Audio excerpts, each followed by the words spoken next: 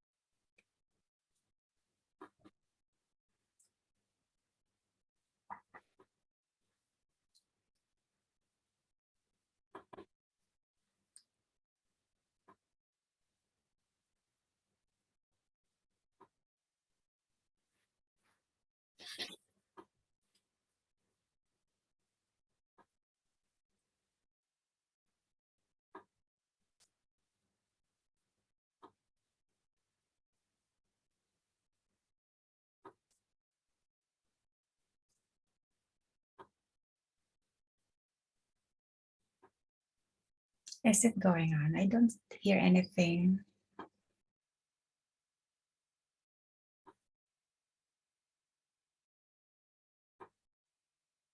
Okay, thank you.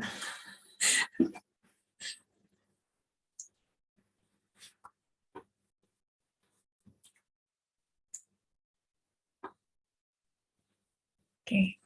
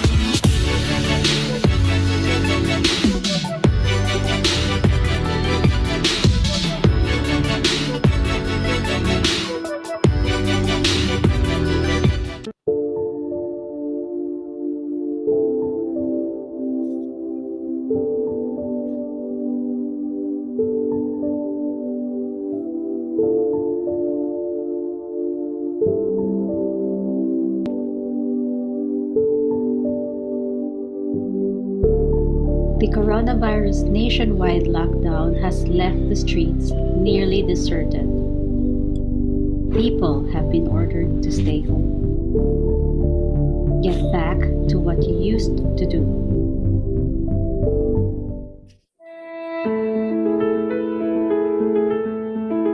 We must set up several layers of barriers against the virus. But each barrier is not 100% effective. So to be fully protected, all barriers have to be in place. One of the key barriers is proper hygiene. Another important barrier is setting a distance between you and others who carry the virus. The other way around is also true. Protect the others from your germs. The government has also taken measures to protect the public through testing and contact tracing, quarantine and isolation, and finally, the last and most important barrier, vaccination. PGC Mindanao has been actively exploring ways to help the local efforts against COVID-19.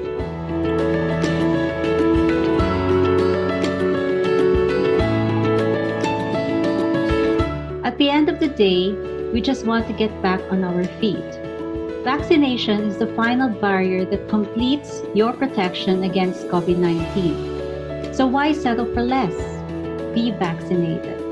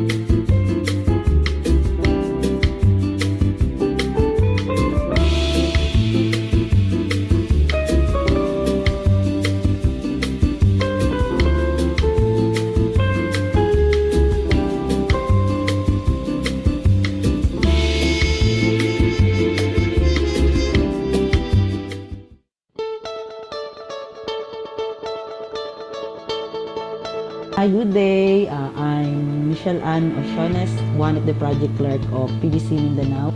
Hello, I'm Marian Loayon. I'm the project assistant of PGC Mindanao. I'm Eddie Florianong, the Project Development Officer of PGC Mindanao. Hello, I'm Jocelyn Aurelio, Clerk of PGC Mindanao.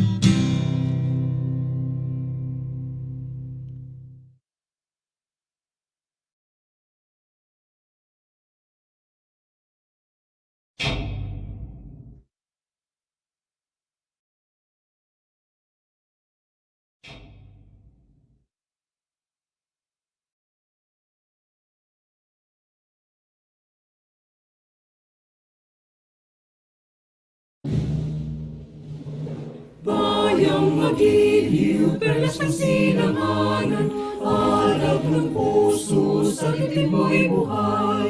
Lupang hinirang, tuyan ka ng magiting, sa manlulupi, di ka pasisihin. Sa lagat at bundok, sa simoy at sa langit mong butaw, mahina kang tula at awit sa paglayang minamahal. Mag-islap ng mata at mo'y tagumpay na natinig. Ang bituin at araw niya kailan pa may maglilihim. Lupa ng araw ng walakit pagsita, buhay langit sa piling mo. Aming bigaya ng may mga ang mamatay ng dahil sa'yo.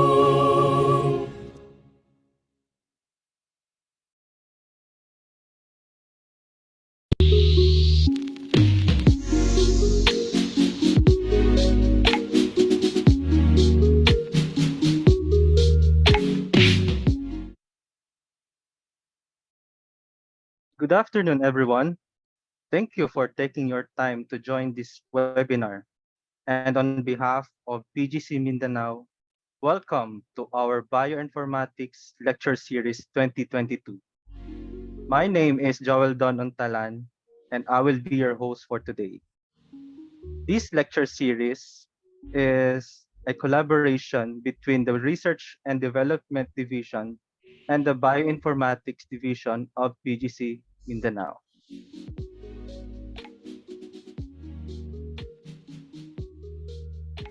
This event will bring you exciting bioinformatics topics as applied to diverse fields. Today, we will be featuring one leading UK academic from the University of Cambridge who will be sharing with us his topic entitled Bioethics, Genomics, and Bioinformatics, Three Intertwined Paths. We would also like to acknowledge the presence of our program director, Dr. Joel Hassan G. Tolentino. Sir, thank you for your time.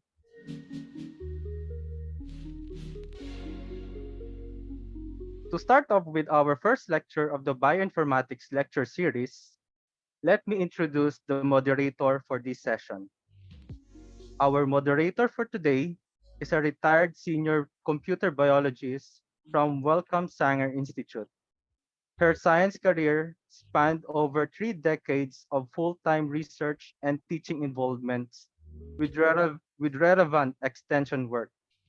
She obtained her Ph.D. in molecular biology and biotechnology in 2001 from University of the Philippines and conducted her dissertation on genetic mapping of a susceptible region for bipolar disorder at the National Institutes of Health in Bethesda, Maryland, USA.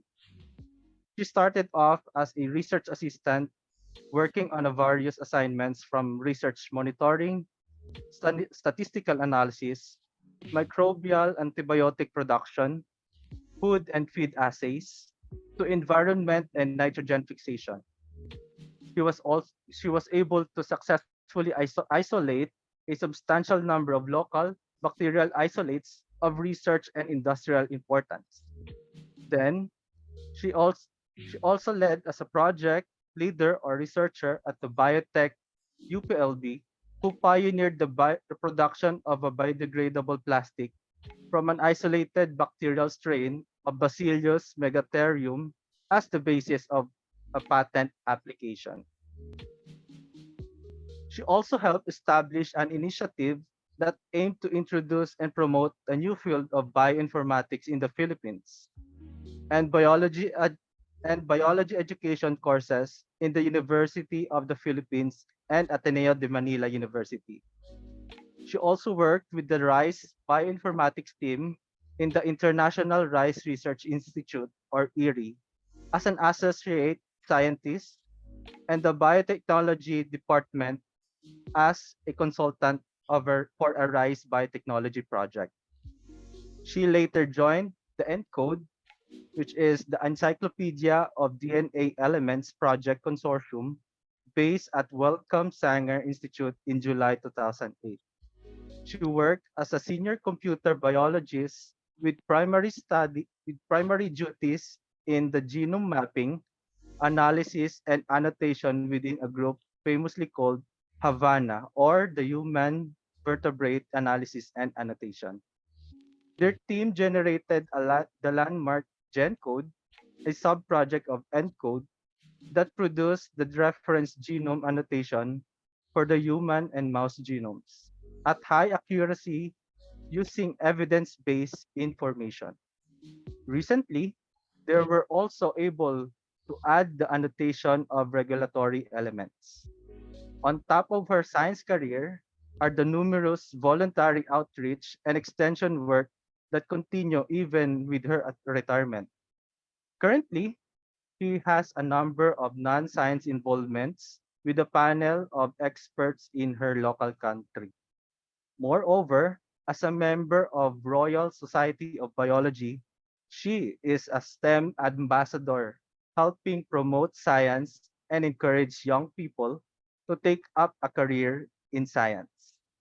For her, this is not only a means to help others, but also for help to keep track of the latest updates in genomics, molecular biology, genetics, and microbiology. Ladies and gentlemen, please help me welcome Dr. Gloria Despacio-Reyes, MRSP. Thank you so much for that kind and long introduction. Good afternoon, UPG Mindanao and everyone in the Philippines and the rest of the Far East. Good morning, or whatever it is in the place you are viewing from. I'm going to introduce the speaker today, and he is Dr. Victor Flores Lopez. He started as a professor at the Escuela Nacional de Ciencias Biológicas, where he taught a number of microbiology courses. He then worked at the Centro de Investigación y Estudios Avanzados, where he pursued his PhD while providing bioinformatics services to researchers, and he was a mentor to a number of students. And as a professor, he taught bioinformatics. Then he was the lead bioinformatician at the Genos Medica, which is a clinical genomics laboratory in Mexico. While working there, he established a semi-automated framework for processing NGS data obtained from individuals affected with rare genetic diseases. Then he became a bioinformatician at 𝐁𝐢𝐨𝐬𝐢, Mexico, where he was part of the bioinformatics team in charge of the genomic sequencing of the crop species of economic and cultural significance for Mexico. He was in charge of the assembly of the genomes of vanilla, agave, papaya, lime, and raspberry. He constructed a web-based platform for the storage, analysis, and distribution of genotyping by sequencing data for use by agronomic engineers and crop improvement staff. Currently, the speaker is a bioinformatician in the Department of Biochemistry in the University of Cambridge. His work includes the creation of algorithms for the understanding of mechanistic processes involved in endosymbiosis using genomics, transcriptomics, and special proteomics datasets derived from organisms in the clade alveolata. At the same time, as part of a side project, he is a co-founder at Epigenomics, which is a startup aimed at bioinformatics training and generation of digital contents. So far, they have already designed proprietary material, such as video tutorial, live coding sessions, and on-site workshops. Ladies and gentlemen, join me in welcoming our speaker today, Dr. Victor Flores Lopez.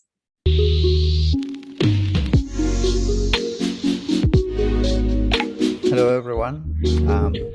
Thanks for having me. Thanks for the very long introduction as well. Certainly was not expecting such a warm welcome, but it feels quite good. So thank you for that. Well, as you saw, I've been working here and there in different bioinformatics topics. So, well, fortunately, I've been working also with different model organisms. And it's easy to just get into the sequences, get into the numbers, and try to get as much as possible from whatever information we have. But today we are going to learn something about not only how we can analyze genomic data, but also what are the bioethic implications of interpreting NGS data, especially if the data is derived from human. So for today, we are going to check some slides, and there's also the chance for some of the participants to actually do the exercise in real time. and the web server is going to be open for quite a bit. So feel free to check the web server later. So at the moment, I'm going to paste in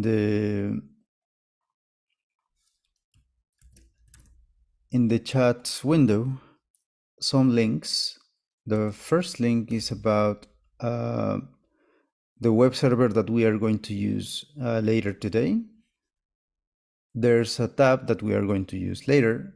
And during the slides that I'm going to be sharing, you can fill your name into this spreadsheet that I'm sharing right now. Again, the link is pasted in the chat window. So I'm gonna start sharing my screen so that we know exactly what to do, right? So entire screen built-in, right? Is everyone able to see my screen?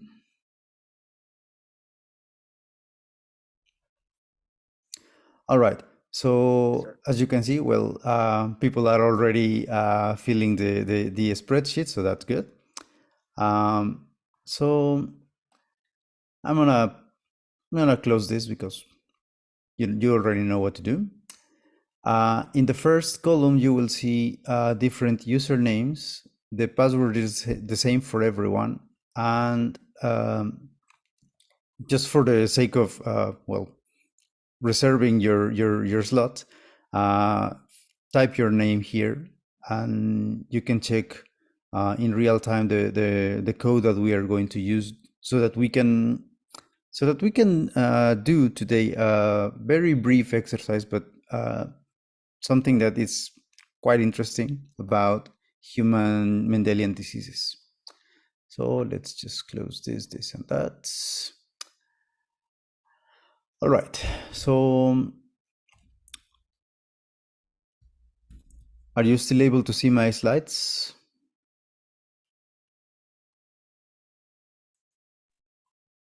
Yes, Victor, we can see your slide. Okay, cool, fantastic. So today's lecture is brought to you mostly by the Philippine Genome Center. Big thank you, guys. Thank you for having me. Thank you for inviting me. And today we are going to check a clinical case that was covered by this clinical laboratory in Mexico called 𝐁𝐢𝐨𝐢𝐧𝐿. And well, we're going to check the bioethics implied in such cases.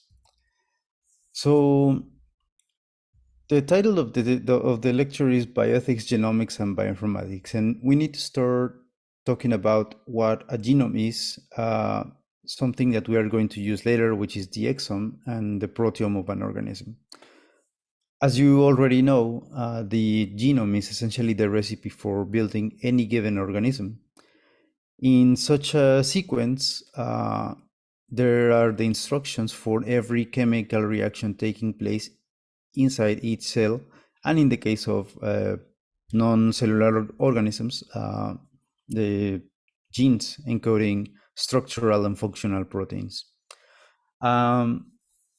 This has been known for quite some time, so there are huge projects that aim to determine the entire sequence of many different organisms, humans included, to get a better understanding of, well, how we work and the mechanisms behind Mendelian diseases or other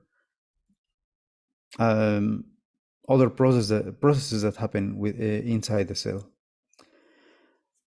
The genome encodes a certain number of genes, and in the case of human, the model that we are going to cover today, these genes have a coding part. Most of this coding part is called the exome, and in turn, the exome produces what is known as the proteome. That is the collection of all proteins in in a cell, in an organism at a specific time. So we don't really need to study all the genome, although it's desirable, to try to understand the mechanisms behind human Mendelian disease. In the case of exome, it's the technique of choice because it's fast, it's relatively cheap, and as you will see in a few moments, it's to some extent easy to interpret or misinterpret the data. So what you can do with your genomes or exomes in this case is first of all, diagnose any given disease with a genetic basis, but also you can pinpoint genetic factors associated with a disease or the progression of a disease. In some cases, you can predict how severe diseases can be. You can get personalized medicine so that you can get a specific version of a treatment, or if you are if you have genetic factors that might affect the impact of specific drugs, you can change the drugs that are given to you for treating a disease. But if you're planning to have kids, you can also screen newborns for certain treatable conditions, especially the ones associated with metabolic disorders. And these genetic tests have become quite affordable. Therefore, the analysis behind, or the analysis needed to assess the impact of such genetic tests needs to be carefully done, and also we need better and better bioinformatic tools for analyzing the data. But as you can see, well, there are just many things that you can do with human genomics. And I think we are living in a golden age of genomics for human. So I think it's good for us to at least get a grasp not only about the techniques that are used and the programs needed to understand the data, but also to understand what are the bioethic implications of handling such data. So how can we read the exome?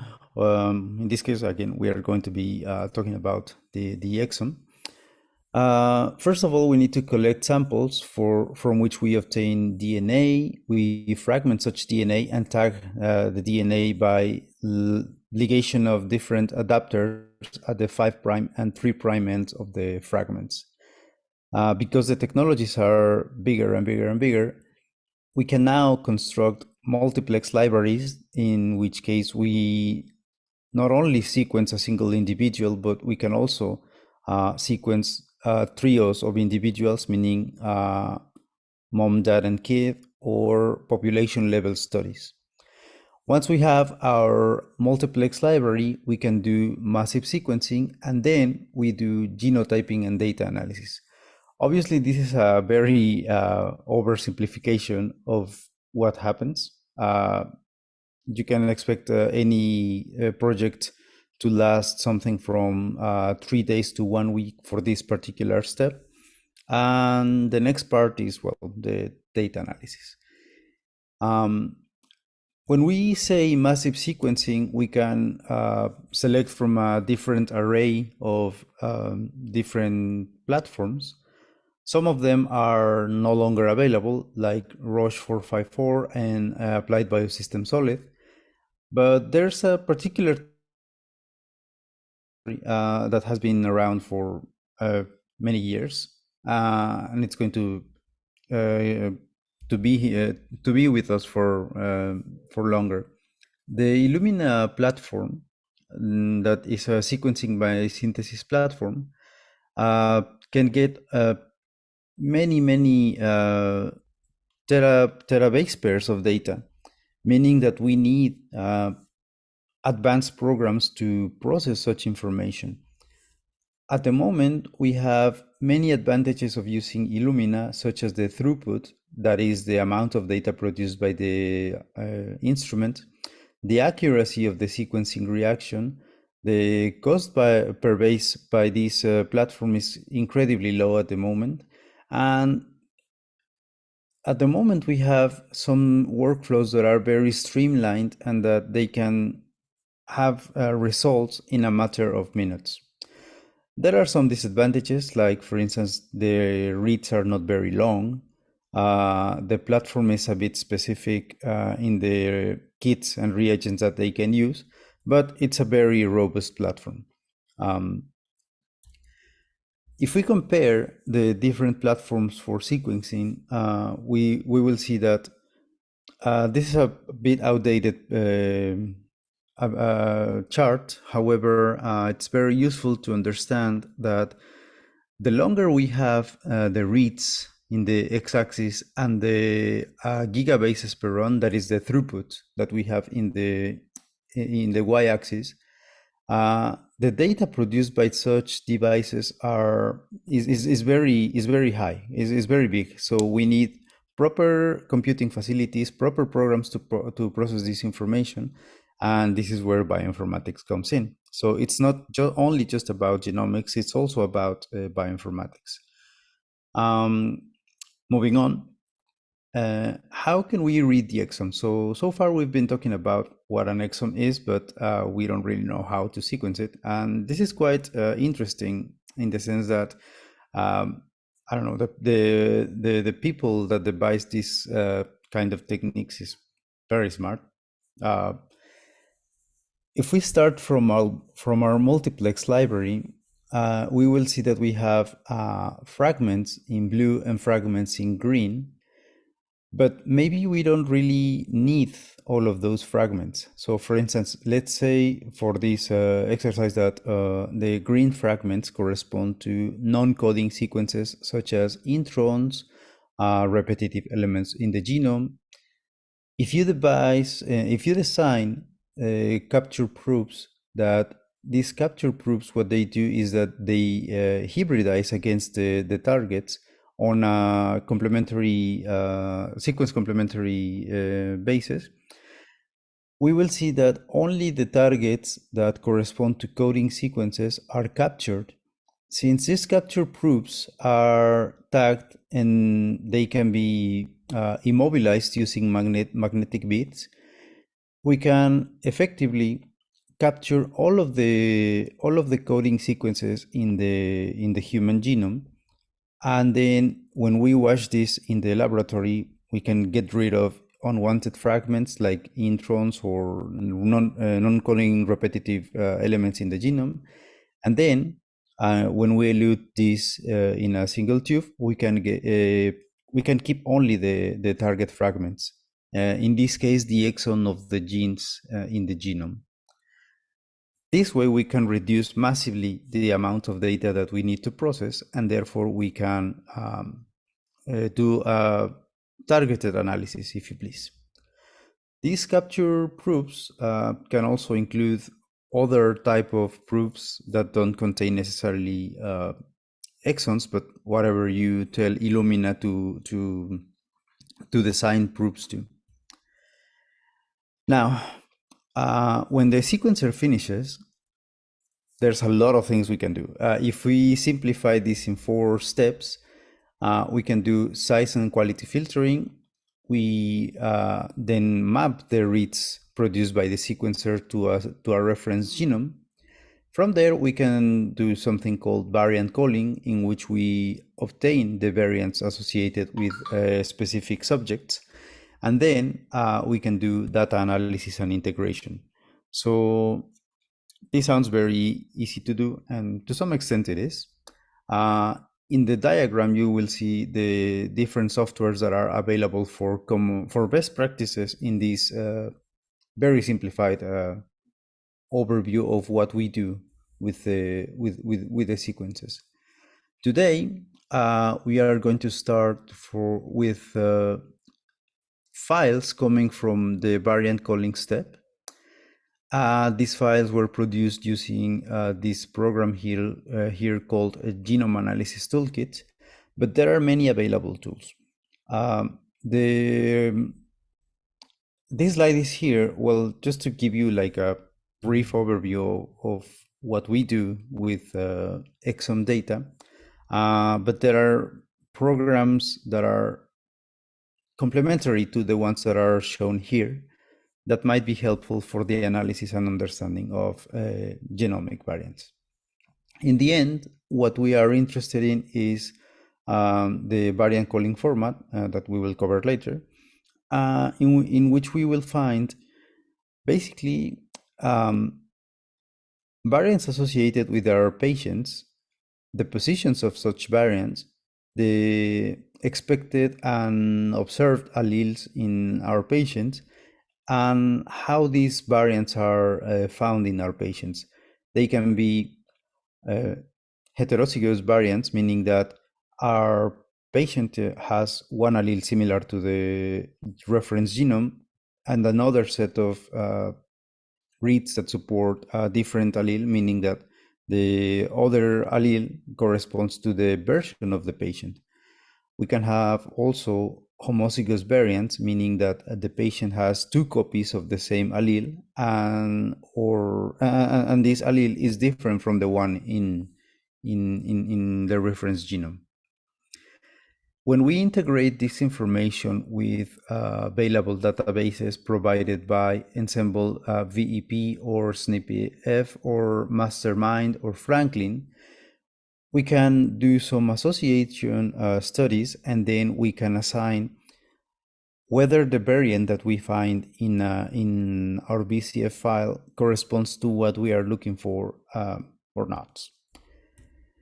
Let's present an example that I was able to cover some years ago. It's another example, but it's a very good example. So we had a patient that had epilepsy. By the time we received the patient, we didn't know that she had pyridox-independent epilepsy. We just knew that she had epilepsy. So the parents, fortunately, they were able to cover all the genetic tests that were performed to the daughter. They sent samples to sequence mitochondrial DNA. However, the sequence came out normal. They also studied the nuclear genome of the patient by doing karyotyping, which came out of normal.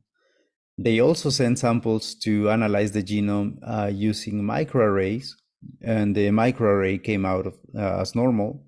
And then they sent the samples to massive sequencing. This is the part that I was in charge.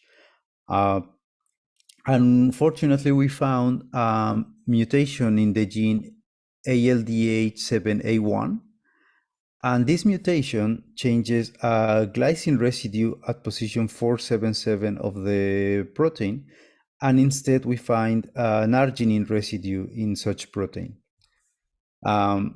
This mutation results in the structure of the protein being affected because the normal structure shown in green here has the serine 265 and the glycine 477 not interacting with each other, meaning that they can accommodate different molecules in this space. However, the mutation induces hydrogen bond between these two residues, therefore creating a stiffer version of the protein that is not able to process the different molecules involved in this particular pathway. The good news about this mutation is that now we knew that it was a pyridox-independent epilepsy, and therefore this particular disorder is treatable. So as long as this patient takes every day her pills containing pyridoxine, she's going to have a very normal life, meaning that, well, no more seizures, no more long nights for the parents staying awake, trying to see if the daughter is having a seizure or not. And she's going to have a pretty normal life. So that's fantastic news, because even though they spent a lot of money trying to find something regarding their daughter's condition, it was not until we sequenced the exome that we found a clear answer. And there are many cases like this one, but this one is particularly good because this is a small child, 2 years at the time, and she was having seizures, something from every 20 minutes to 2 hours. So you can imagine the hell that she was living. And after the diagnosis, the parents actually contacted us and thanked us personally for diagnosing the daughter. So that was a very successful story. That sounds great, but what can go wrong? So remember when I told you that sequencing platforms are getting cheaper and cheaper? Well, now we have consumer tests that are available for the public, and there are now some companies that they take advantage of this, such as 23andMe. And in this case, you can follow the link. Actually, Joel is going to give you some links in which you can download the slides. These two individuals, they work in healthcare, and they thought that it would be interesting to send their samples to 23andMe. And they also requested a service from 23andMe that is in partnership with another company called Promethease. And between 23andMe and Promethease, they found a very specific mutation associated with Lynch syndrome, which is increase the risk of developing cancer over 80%. That's bad news. So they were shocked, they were very sad, and even though they were prepared to handle such news, there's no way that people can just give you an email saying, oh, you're going to develop cancer because you have 80% risk because of this mutation. However, it turns out the pipeline was wrong. The mutation was never there. It was a false positive, and this was because both 23andMe and Promethease lacked the bioethic path and the bioethic preparation for delivering such news. So this is why we need to be very careful on how to interpret the results from a genetic test. So now we can actually do it ourselves, just to see how sensitive the information and how easy it is to make mistakes. Rest assured that even though we are going to show something that is absolutely wrong, the files that we are going to work with today are artificial. They do come from a patient, but the region that we or the finding that we are going to get is artificial. So let's click on the link provided in the slides, or if you follow the link in the chat, is https://mindanao.atglabs.org. So ATG Labs is a platform that we use for cloud computer for bioinformatics. And if you click on the tab that says ATG Labs, a login screen is going to open. It may take some time. For me, I already logged in as user 1. And in this interface, we will see on the left-hand side of the workspace a file called mindanao.ipynb. If we double click on this file, we will see some code here, some introductory code. We can skip the first part because we already covered some of it. It's just for you to keep using later today. And so far we already covered this part. And what we are going to do today is we are going to check a real-life BCF file to diagnose a patient whose exome was sequenced. This actually comes from a study that you can follow if you click on the link. So the link is going to take us to this particular paper that is called the diagnostic yield of whole exome sequencing as a first approach in consanguineous Omani renal ciliopathy syndrome. Right, so in this particular Jupyter notebook, you will find boxes that have code with color, and you don't have to worry about how they look. For you, you can simply run. You can simply click on kernel and run restart kernel and run all cells. I'm going to run them one by one so that you know what's happening, and we are going to see something that is very important in the diagnosis of human disease. So the first thing we are going to do is load our libraries. In this case, again, you don't need to care about all the things that are happening here. It's just some libraries that we need to interpret the variants. Then we are going to load a file that is associated with a patient. This patient is described in the link above. So the BCF file contains basically the variants that we have in our patient. And then we are going to load this BCF file as a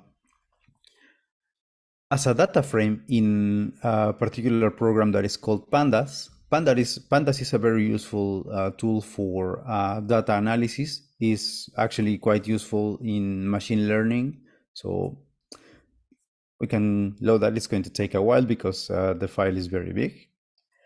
And then we can get, for instance, whenever we click on one of the boxes and we click on the play button here, it's going to execute the code in such box.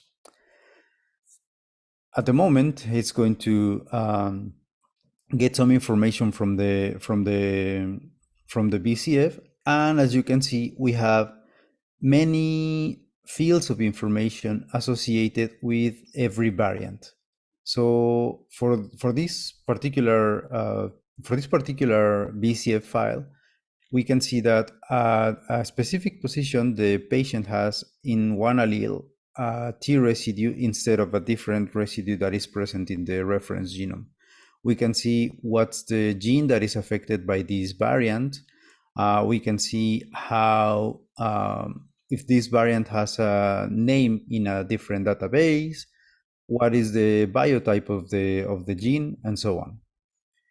Since we have up to 50,000 variants, 50,000 variants in any patient's exome, we need to exclude the variants that are common, the ones that are present in the global population, that we can simply say these variants are not very useful because they are present in the in healthy populations. So when we run the following cell, now we can see that we have another field in our data frame containing whether our variant is rare or if it's common, or if there is no information associated with such variant.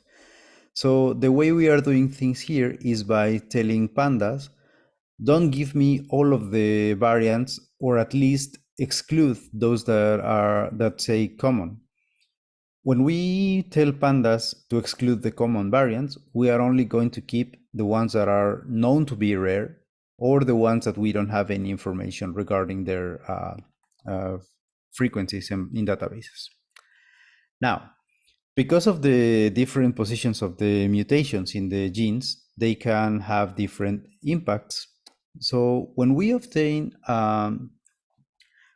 when we tell Pandas, first of all, to get the impact list from the annotation in the BCF file, we can now classify our variants on whether they are relevant or not, based on if they fall in a synonymous mutation, if their consequence is a missense mutation, if the consequence is a splice site mutation, or if it's a stop codon mutation.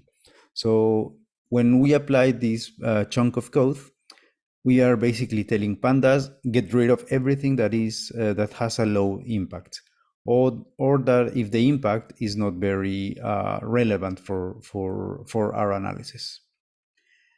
And then the program that we are using, the Ensemble BEP, also includes information on whether the variants we are analyzing are pathogenic or benign, or if they are associated with risk factors or not. So when we run this particular chunk, we can tell pandas, don't give me any variants that are known to be benign, and therefore we can get rid of many variants in our datasets. And now we might be tempted, I mean, the whole thing about doing diagnosis is to look at pathogenic variants.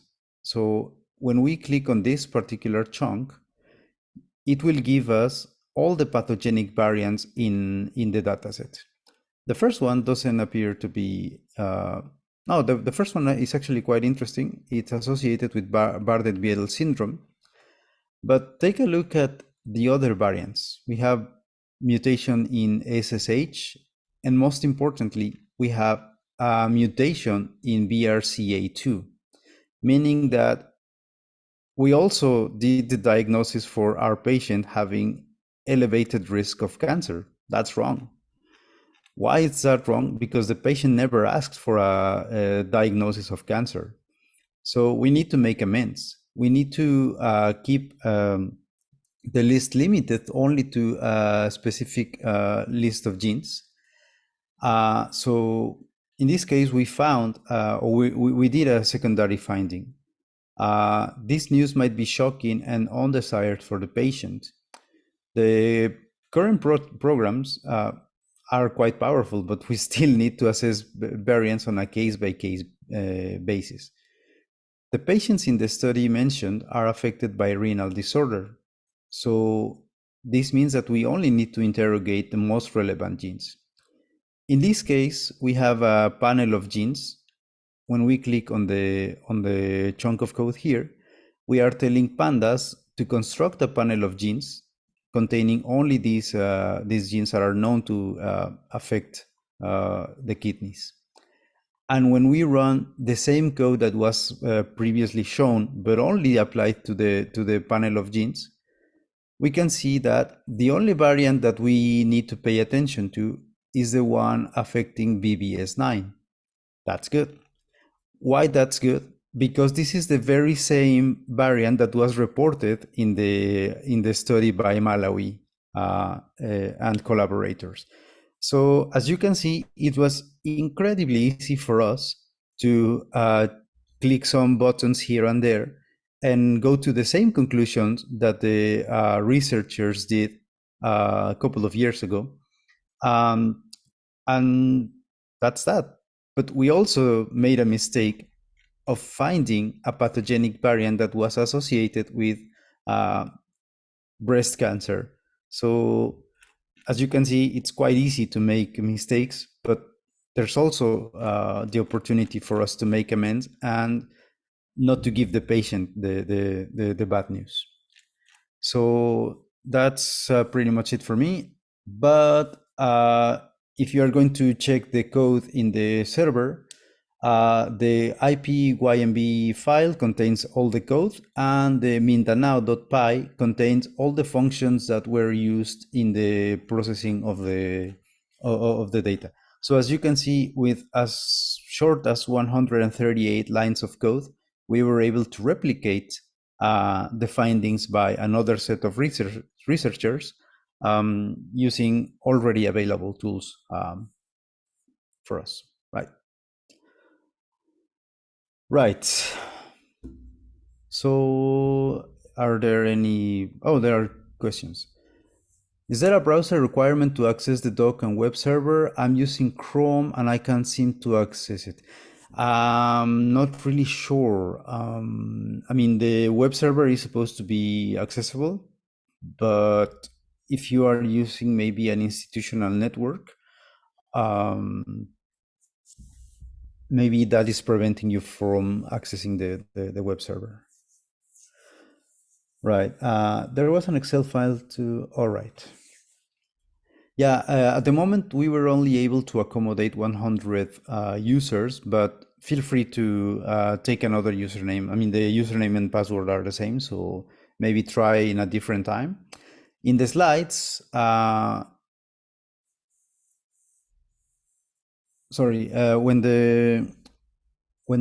the lecture finishes, we are shutting down the server, but you still can access the code in a different address. I'm going to send, it's going to be here, https://itglabs.org, now. Right. When you access this link, you can see the code. So Viola Catherine says, is there a set of protocol standard for bioethical consideration in genetic counseling, or does it vary by institution? All right, so Paul says that we will have the moderator having the Q&A. Sorry, go on, Gloria.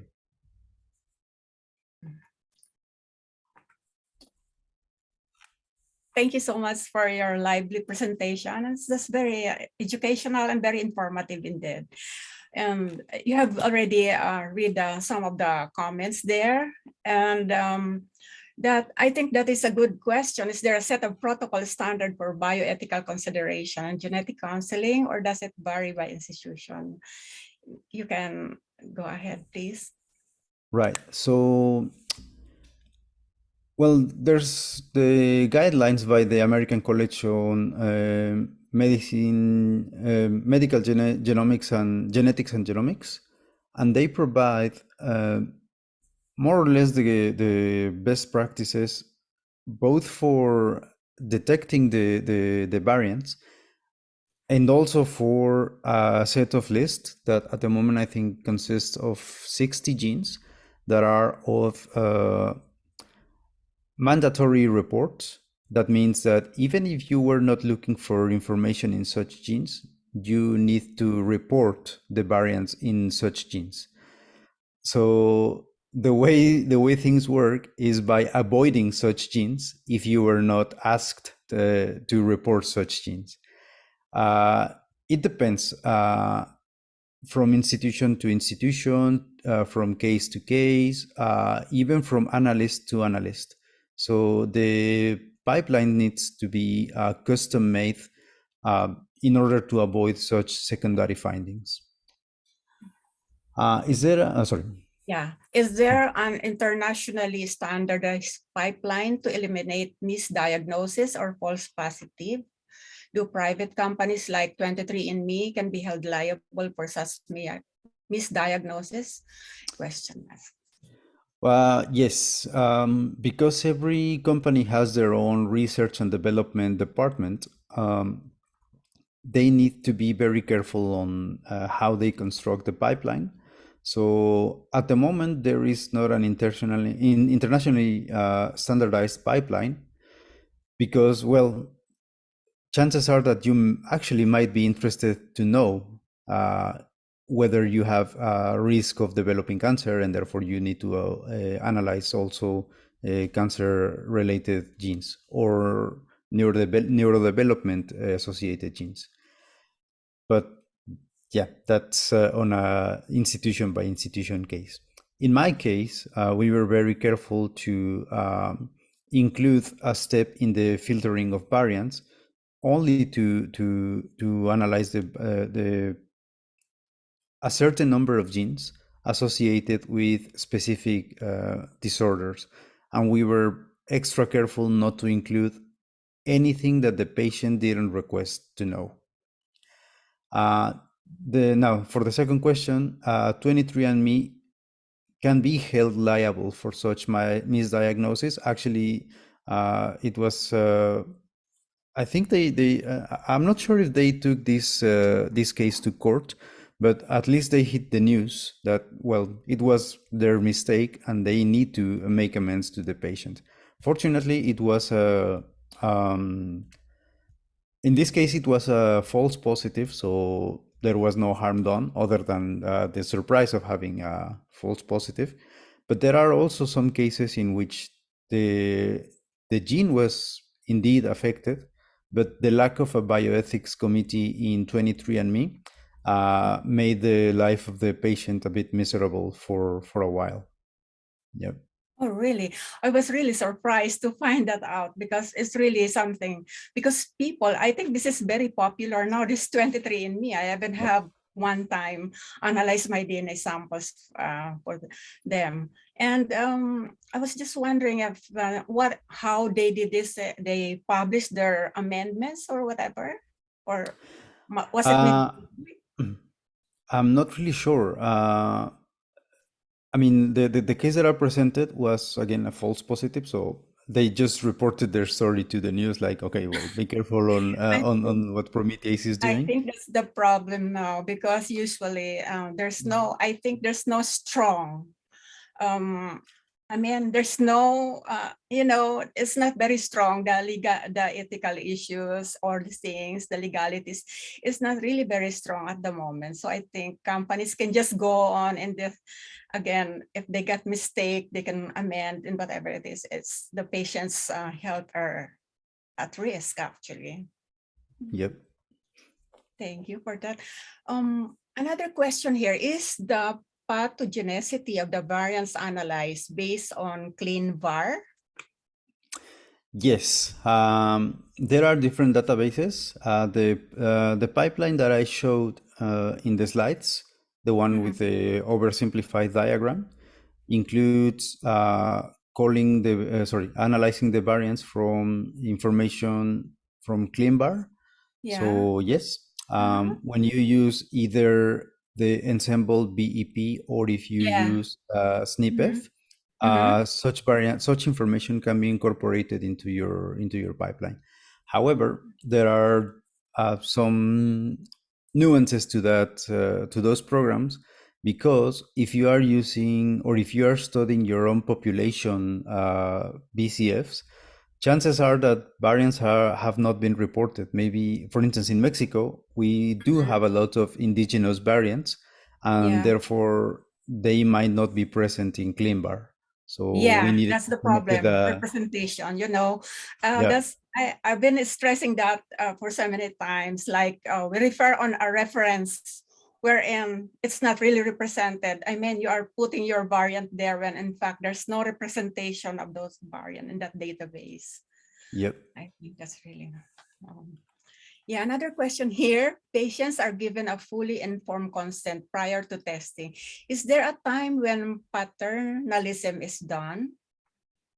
What do you mean by paternalism? I think I test for paternal, maybe, yeah, I think it's test for paternity. Child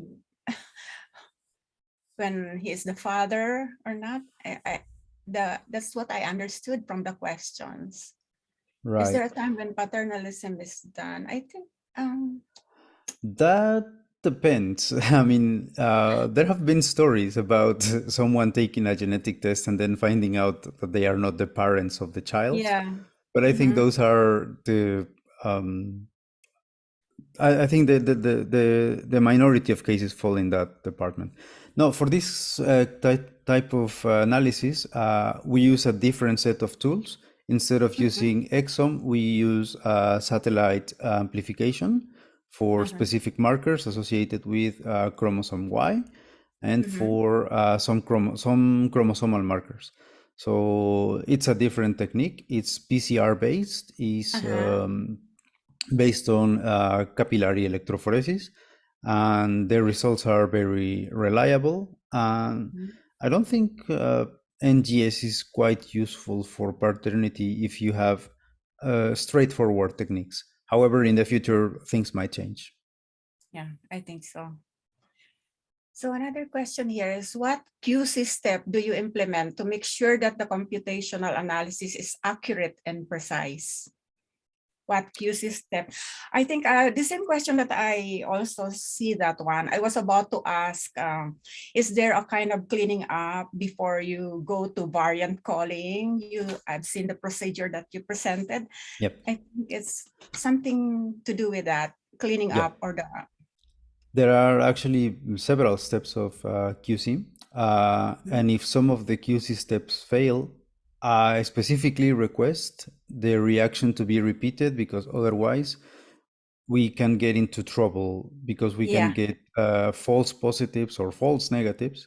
So in summary, we filter by size, the reads obtained from the sequencer. We get rid of low quality reads from the sequencer. But usually if you use Illumina kits, those are the minority. So, I mean, it's not like I'm in partnership with Illumina, but yes, their kits work amazingly. So make use of such kits. Then in the alignment step, you can actually filter out variants that don't map properly to the genome. So those reads that don't map to the genome properly are removed. Then the variants that are called, they need to have at least 20 times representation for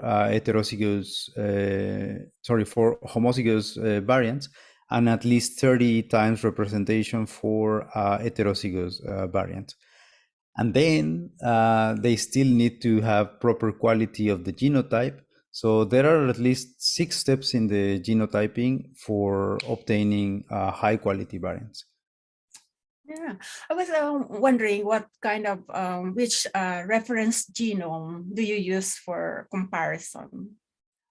Well, when I was working in Genos, we used 38. So there are different versions of the genome. Yeah. Many companies, Illumina included, they tend to use GRCH37. Oh. However, that's a very outdated No, I was still there when that was. And we like to be ahead of the competition, so we always use the latest release of the. Yeah. Okay. Yes. Okay. Sir Victor, if you don't mind, may I ask if your talk or presentation is done? I will stop as soon as you tell me. I can speak of this for hours. Yeah, well, we can proceed to Q&A later if you're not done with your presentation. If you're not yet done. Yeah. No, it's right. I mean, when you tell me stop, I will stop. Okay, so are we going to proceed with the Q&A still? Yes. Is there one question left there? What type of studies do you use to establish the association of genes to the specific disease? I think that's very broad. Usually you can do, if you don't know exactly what gene you are looking for, you can also do trio sequencing, meaning that you need to sequence the mother of the affected patient, the father of the affected patient, and the patient.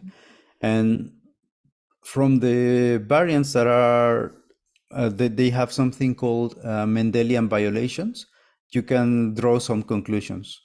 So this is where the medical information comes in handy, because you need assessment from your physician regarding whether they think the disease is autosomal dominant, autosomal recessive, or associated with X chromosome, or if it's mitochondrial, and so on. So broadly speaking, you need information from your physician to actually select a gene in charge of such disease. Yeah, and one thing more, I think just a comment about the usefulness of association, the studies, making association studies. But I think to be more conclusive, we need to determine that is the cause of the disease rather than just associated, right? Yes. Further studies will be done with it. So I think it's not yet conclusive at that stage. Yeah, no. Right. Yeah. So are you, Shall I thank you now for your presentation? Are you done with it? Yeah, feel free to write to me. My email is shown in the chat. So whatever questions you have, you can type. You can send me the question there, or if you don't mind, I can also. You can also find me in different social platforms with the same handle. So feel free to write to any of those two. Okay. Thank you so much for that very informative and lively presentation. And I think the audience here will agree with me that we have a lot of education that we gather from your talk. And it's very informative and very timely and very enlightening as well. Thank you so much for your I think, yeah, we can continue the presentation if you're not done with that, Sir Victor. What do you mean? Are you done with the slides or something like that? Yeah, no, there are no slides. There are no more slides. Okay. Oh, sorry about that. Yeah. No. So yeah. Very. Thank you so much for that engaging question and answer portion, Dr. Dr. Flores and Dr. Reyes. Thank you. And as much as we would like to accommodate all of your questions, unfortunately, we only have a limited amount of time. Yes. And for the other questions that not read in the session, you may contact our speaker through that email provided or through our PGC Mindanao email address so that we can relay your question to the speaker. At this point, we would like to give our appreciation to our moderator and speaker. But before that, I would like to request for our moderator and speaker to turn on their cameras, and we also would like to request our program director, Dr. Tolentino, to turn on his camera as well for the awarding of certificates.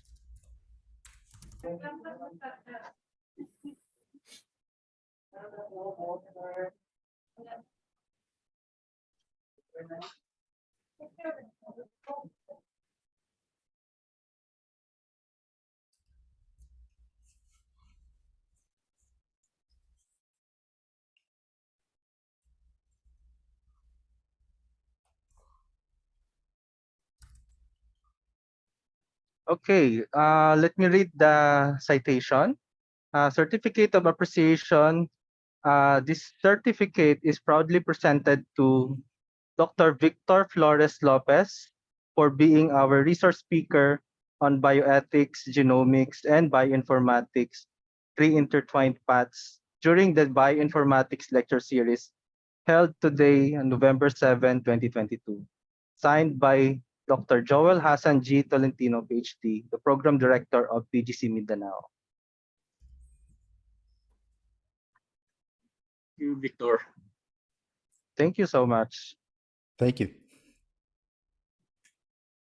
Yeah, and we would also like to thank and give the certificate of appreciation to Dr. Gloria Despacio-Reyes, MRSP, for being our moderator during the open forum for the talk Bioethics, Genomics, and Bioinformatics, Three Intertwined Paths by Dr.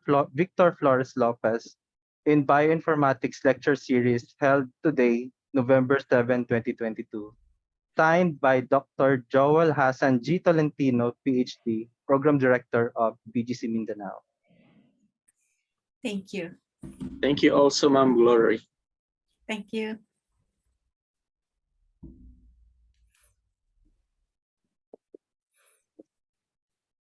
Okay. Okay. Thank you to Dr. Victor Lopez and Dr. Reyes. Thank you to both of you. And at this point, I would like to request that you leave your cameras open for a photo opportunity. So please tidy yourself up and show us your best smile. And one of our staff will give us a cue for the picture taking. All right. 1, 2, 3. Smile. Okay, thank you for that, Sir Paul. Now we'd like to hear from our participants on how we did on today's activity.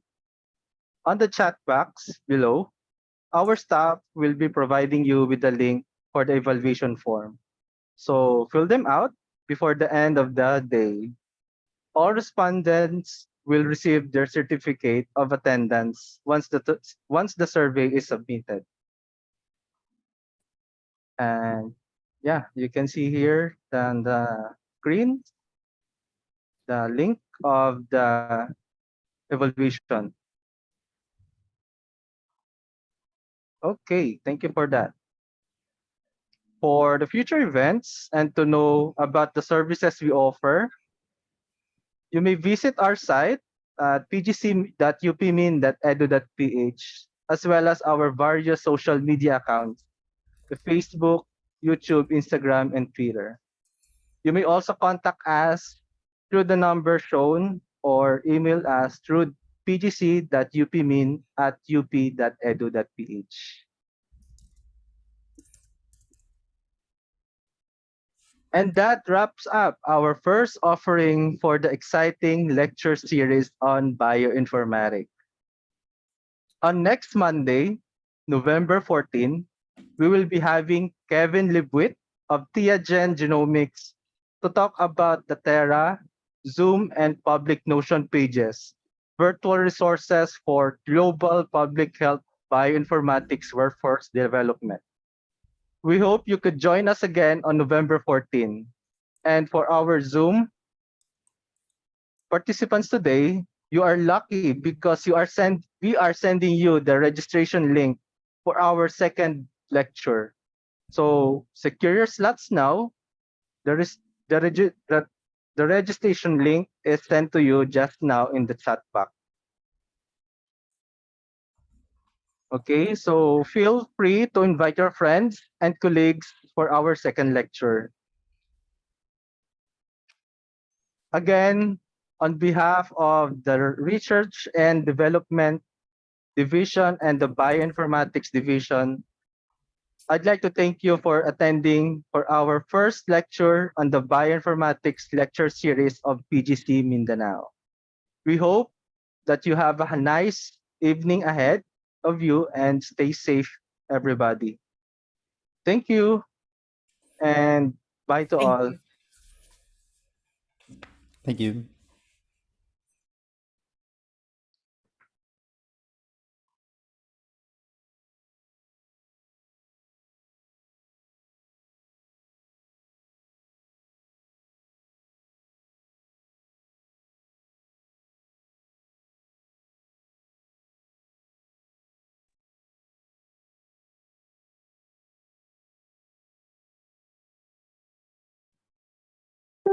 Ay, wala ta naka-thank you kay sir.